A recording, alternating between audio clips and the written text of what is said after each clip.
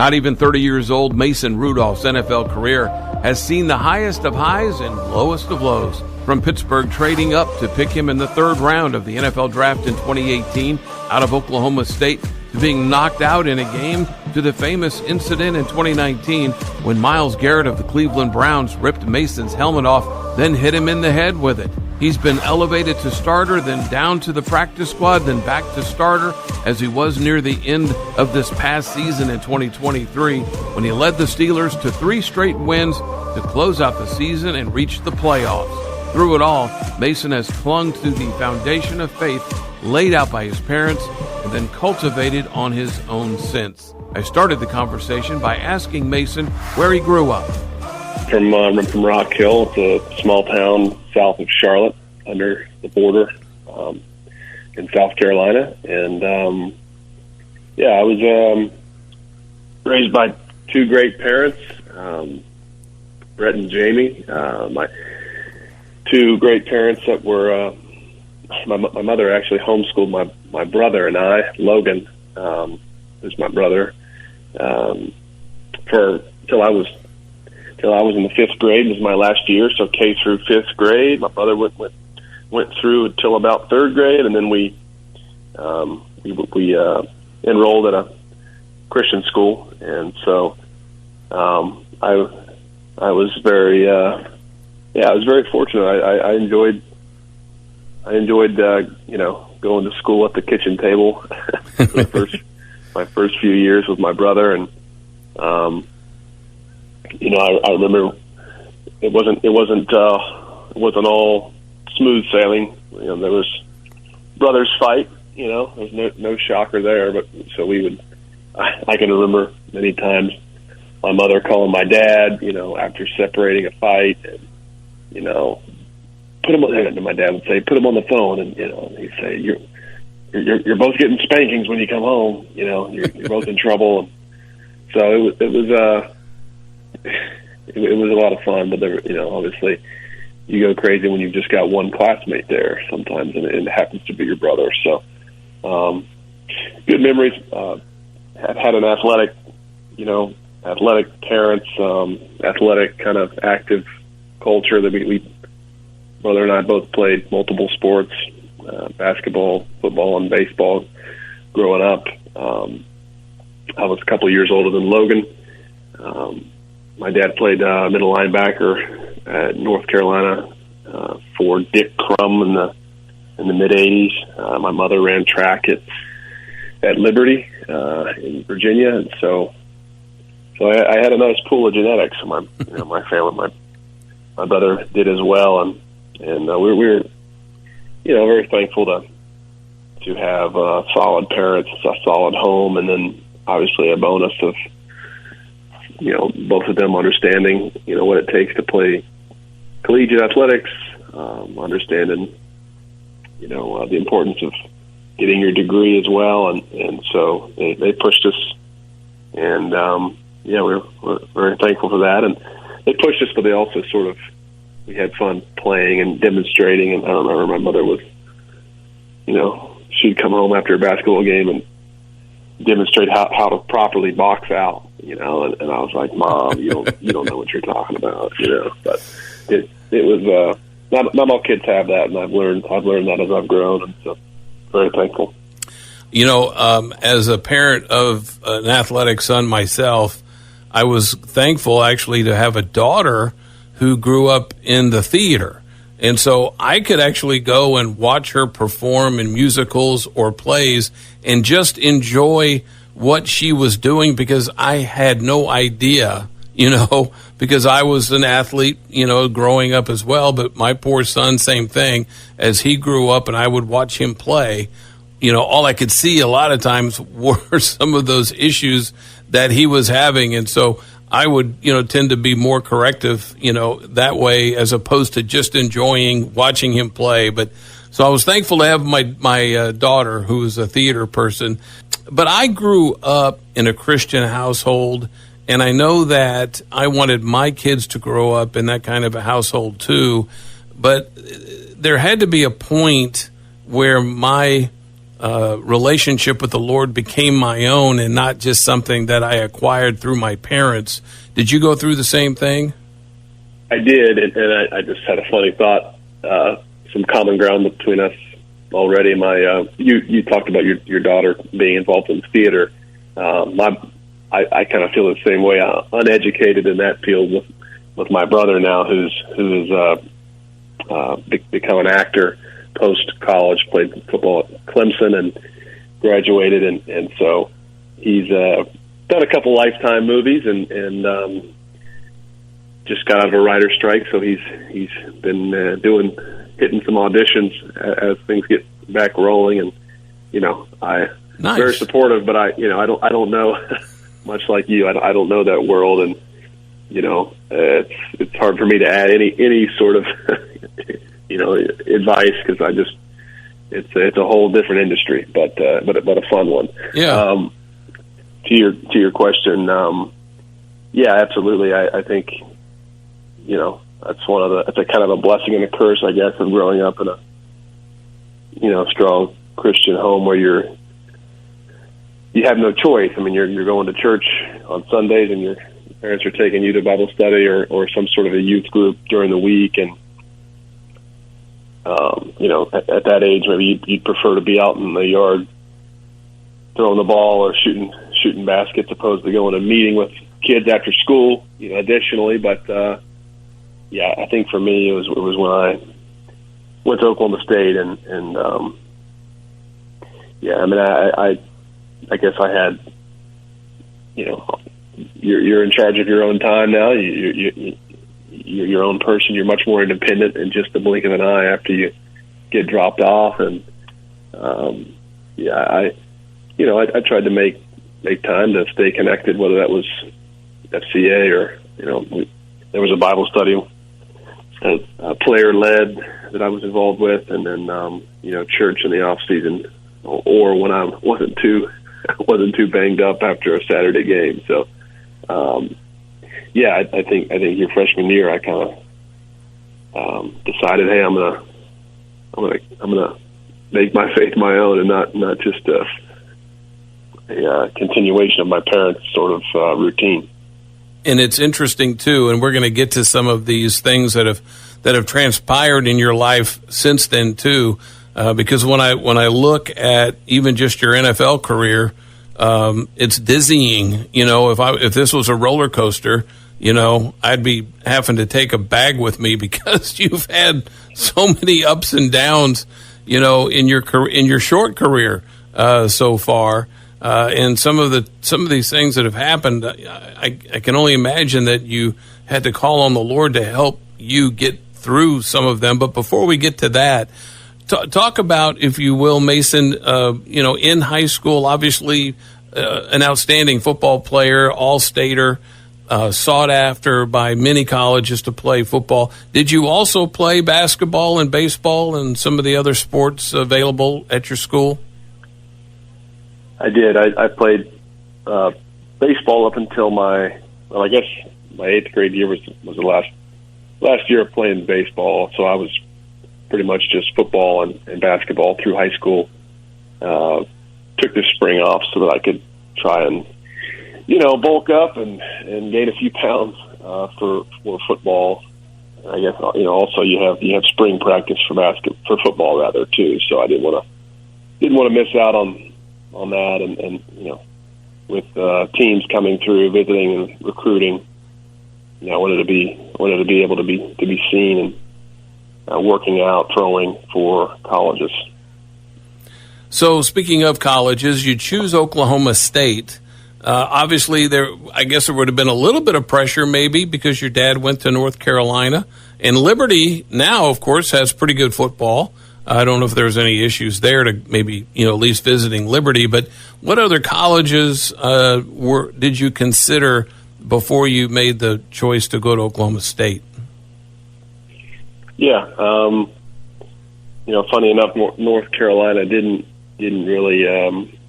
They sort of kept an eye on me, but they never offered me a scholarship. But it worked out well. I'm happy. Thankful for the way the opportunity I had at Oklahoma State. But it really came down to LSU. Les Miles was at LSU, and he offered me. That was my first scholarship offer, and within my junior year of high school, and so it was kind of weighing the option of a pro style system, in the SEC, probably not going to throw as much. Those are the days of the Leonard Fournette. I remember watching football, watching LSU on TV after I made the decision to go to Oklahoma State, and it was a lot of toss sweeps to Leonard, and 5, 6, 8, 10 yards in a cloud of dust, and they had a lot. I mean, they had a ton of receivers. They had a DJ Chark, Trey Quinn. I remember Al-Kai Dupree. They had some serious receiving talent, but just the offense that they ran, I don't think it really highlighted the pass game as much. And then, a few years later, when I think Joe Brady and then Burrow got there, they started to kind of throw it around more. And so, it was LSU. At the end of the day, I was, at Oklahoma State, I felt like I had a better relationship with Mike, with the two Mikes, Yursich and Gundy at the time, and they didn't have a ton of quarterbacks. They had just had a guy named Wes Lunt transfer, so they were kind of had a need, almost in a deficit of bodies, and I knew I'd be able to come in and compete, early and try to get in the field. So that's what did it. And you did in that freshman season. I saw you, and just in case anybody's wondering, the connection here. How did this happen? I actually am watching the Bedlam game, and I see you on the sideline of that Bedlam game, which made me think, when guys go back to their colleges or universities, and I don't know if that was a special occasion, in particular, or it was Bedlam and you had a week off, so you went to watch the game. But I saw you there, and I thought, you know what, I need to reach out to Mason, because I think I'd really like to interview him. I think he's got a great story, even as a young guy now. He's got a great story to tell. And when I did reach out, at the time, you had agreed to be a subject of a podcast, and then things really started happening quickly for you because you became the starter and you went on this tear this past season, and we'll get to that here in a minute. But then, of course, I thought, well, I can't reach out now because he's a starter and he's got other things he needs to think about and do. So I'm glad that you, after the season's over now, that you agreed to do this. But that was the thing that caught my eye. You went back to OSU to watch a game. Was it just because of an off week, or why were you back on the sideline in Stillwater? Yeah, we had a Thursday night game, I've still got a lot of close friends, both coaching staff as well as family friends that relationships I made during my 4 years there, and so we actually was invited out by a friend to the game, and I said, hey, this is going to be kind of a last minute decision, because if we lose this Thursday night game, we'll have to come into the building and watch the film and review the tape, and sort of that's a longer process. Whereas we got the win last minute, and I said, hey, I'm coming, and flew out to Stillwater the next day, Friday, and so it was perfect timing. You had great weather for the last Bedlam home game, and I had the weekend off, and my parents joined me out in Stillwater as well, and so it was really only the second game as an alumni that I'd been back for, and so my goodness, it couldn't have been a better day of just seeing a bunch of dear friends, a couple guys I played with still on the team. Well, I don't know about that actually. It's been 6. I think more support staff. There's some guys former players that J.W. Walsh. And then got to see Gundy and his sons, and so it was a treat. We had a great time, and Oklahoma State always they show us to a great time every time we're back, and we're got to meet Dr. I believe it's Shrum, the new president of the university, and Chad Weidberg, who's a friend, and Rob Glass. The list goes on. There's so many quality people there, and obviously Mike Gundy and his long stretch of consistent winning is unfortunate. I know a lot of my teammates who they go back to their university, but their head coach has been fired years ago, and so I've got what a great bond to go back to the place where you know the people, and that's really what counts. Mm-hmm. Well, listen, you had a great career at Oklahoma State. You were Johnny Unitas Golden Arm Award winner, Sammy Baugh Trophy Award winner, second team All Big 12, Camping Bowl MVP. I mean, a lot of awards came your way. And then Pittsburgh takes you in the 2018 draft in the third round. They actually traded their third round and seventh round picks to move up in order to get you in that third round, the 76th pick overall. Was that a surprise to you, or were you thinking you were going somewhere else? Mike Tomlin recently told, I guess, me as well as the team, the night he does a great job with any sort of a pregame motivational speech, but this was the day before the game, and he was going around the room picking guys out and just talking about how much overlap there is and how small the football world really is when you get to the top, and how everybody knows everybody. And he's pointing guys out of the crowd there and sitting in the team meeting and kind of telling them how they got there and what was the deciding factor in his mind and the GM's mind, why they brought him, why they made him a Steeler. And for me, it was he said, Rudolph, I went to Stillwater to go get James Washington. I wasn't.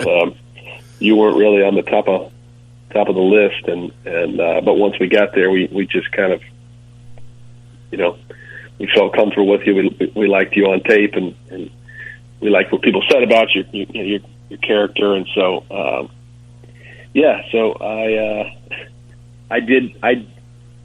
Mike T and Kevin Colbert both came to my pro day there. Obviously, that was because of James. I found out a couple months ago, but I had a conversation with both of them after the pro day, and there was only a number of head coaches there, so I can't say I was totally shocked. I mean, I now know Mike Tomlin has a sort of a love for pro days, and he loves to be an evaluator. And I think he hits he hits a heck of a lot of pro days, and so probably more so than other head coaches. But I knew that was significant, his presence at the pro day. So when I saw a Pittsburgh area code calling me on draft night, I wasn't totally shocked, but I was excited, and there was absolutely some significant part of being surprised. Mm-hmm. Yeah. So growing up in South Carolina, where there is not a pro football team, did you grow up a fan of the Carolina Panthers, or was there another team that you gravitated to? No, we kind of grew up with being family friends with the Gibbs family. Joe Gibbs' son, JD, and Coy, and I was still to this day. I just saw him this weekend, actually. Jackson, Ty, Miller, Jason, and Taylor Gibbs. They're all the grandchildren of Joe and grand boys of Joe, and we I guess I said that to say we grew up Redskins fans. We went to games back with Joe's second stint with the team, and rooted for them. We lived in Virginia until I was about 12 years old, so that was a relatively quick commute to games. And those are the Mark Brunell, Jason Campbell, Clinton Portis, Sean Taylor, and the tight end's name, Chris Cooley days. So Redskins fans, and then we relocated to the Charlotte area. Didn't rooted for the Panthers, but there wasn't that deep tie. Now Mason, they're called the Commanders now, right? I know. I do know that at the time. I know. When I was a fan of the Redskins. I get it. I'm the same way. Yep. So in that rookie season with the Steelers, you actually, one of the guys that you beat out to make the team, you were going to make the team, but was Landry Jones, former Oklahoma quarterback. That was it for Landry after that year with Pittsburgh. And then in 2019, a couple of things happened, and I really want to ask you just about being a Christian man and a couple of these things. One, you suffered a concussion. I'm not sure which week that would have been, playing against the Ravens. And in fact, I guess, were you completely knocked out at one point? Yeah, I was. I was unconscious for a couple minutes there. After I got hit. Yeah, I missed a game. I think the optics of being unconscious on the field and laying there kind of lifeless was, I sort of knew as soon as I woke up that, or as soon as I watched the clip, because I didn't really remember it, to be honest with you, I knew that I wasn't going to be able to play the next week. So I missed the following week, and then we had a bye, so I ended up getting two weeks of recovery. Yeah. Yep. Well, week 11 rolls around, and in that game with the Cleveland Browns, the incident, everybody has seen the video. We heard about it. If they haven't, they can Google it, go to YouTube, whatever, and see the incident where Garrett Miles takes your helmet and tries to hit you over your head with it. And what I wanted to ask you about with that incident was how you reacted to it, because, and I know you were fined $50,000 for your part in that, but he claimed at one point that you had uttered racial slurs before the altercation, and I guess that's what he believed led him to do that. And it was determined by talking to everybody that never happened. You did not do that. How were you able to handle that? What was your thought process when that was going on, that you knew that there were people out there who believed Myles Garrett, that you indeed had said these things that you didn't say? And I'm sure you were probably getting a lot of emails and messages, that probably weren't very kind. Absolutely. That's a good way to put it. I think, well, I haven't talked about this in quite a while, but you mentioned I was fined some money for my role in it. I definitely think, I remember sort of, the way in which he took me down very slow and kind of laid on me after I was sacked. And, I did kind of push him off me, and looking back, I shouldn't have done that, and I should have kept my cool. But I, absolutely, didn't utter any sort of a phrase or a inappropriate phrase, and that's been backed up by everyone on the field and my head coach and everyone in our organization. I think, but yeah, when you're going through that,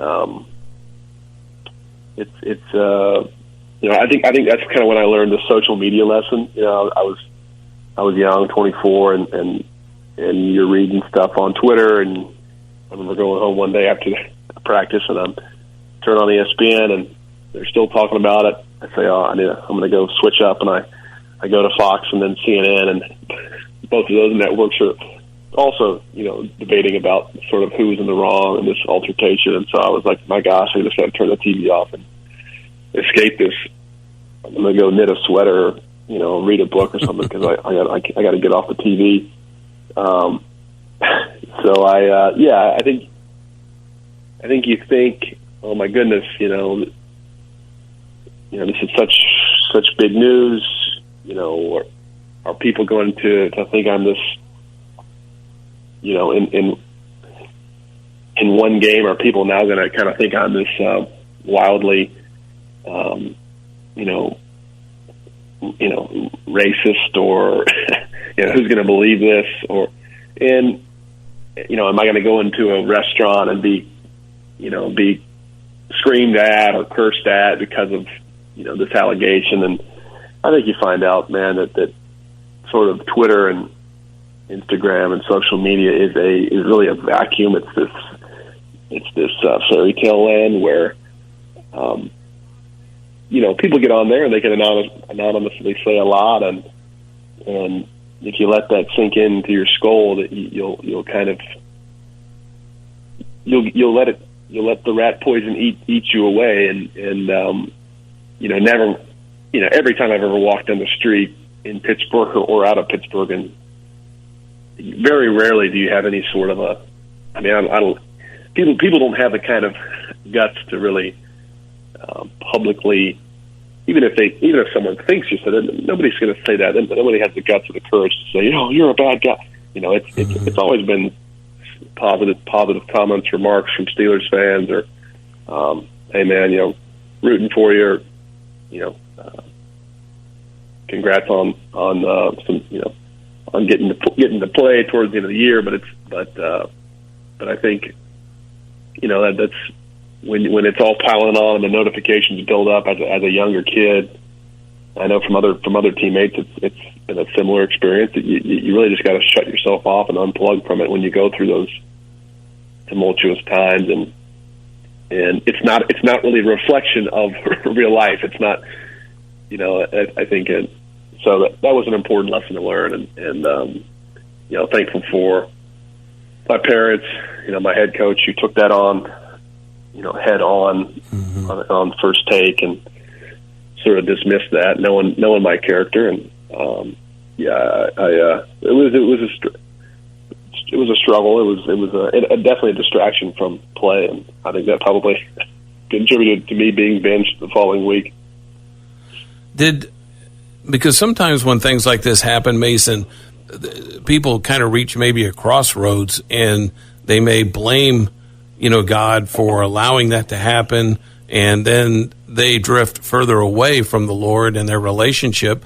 Was there, did this bring you closer in relationship to the Lord, or did it have an impact at all? Yeah, I think the entire year of the season of 2019, from getting thrown in there after Ben gets hurt, to getting knocked out a couple games later, to going on I think we were on a 3 or 4 game win streak. Then the Cleveland situation happens, and then the very next week I'm benched in Cincy. I come back, kind of regain my confidence, get put back in towards the end of the year, start playing well, and then that very same game, I have a season-ending collarbone, dislocation, and missed the rest of the year. So it was a roller coaster, but yeah, to answer your question, I think absolutely. You kind of have nowhere to. For me, my faith was absolutely a foundation where I turned to when I was going through it, and learned a lot of great lessons. And I think that adversity absolutely hardened me for life, and I'm thankful for it today, because I feel like I can go through a lot. I'm ready. I'm battle tested for any sort of adversity because of what transpired within about an 8 to 10 week cycle there in 2019. So thankful for it, and absolutely God was sort of a I tried to rest in him or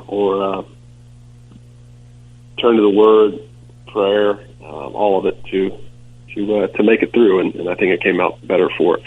Well, and to your credit, Mason, you declined to file criminal charges against him, and because, it's fortunate that he's not a very good shot, because, I mean, if he would have really made direct contact with that helmet, I mean, that could have done a lot of damage to you, and who knows what, would have been the result of that. But the fact that you said, no, not going to, file criminal charges, this is an NFL matter, I think that's a great testament to you and the kind of character that you have. And I am curious, has Garrett ever reached out with an apology after that incident? Yeah, this all happened so long ago, and I've spoken to this.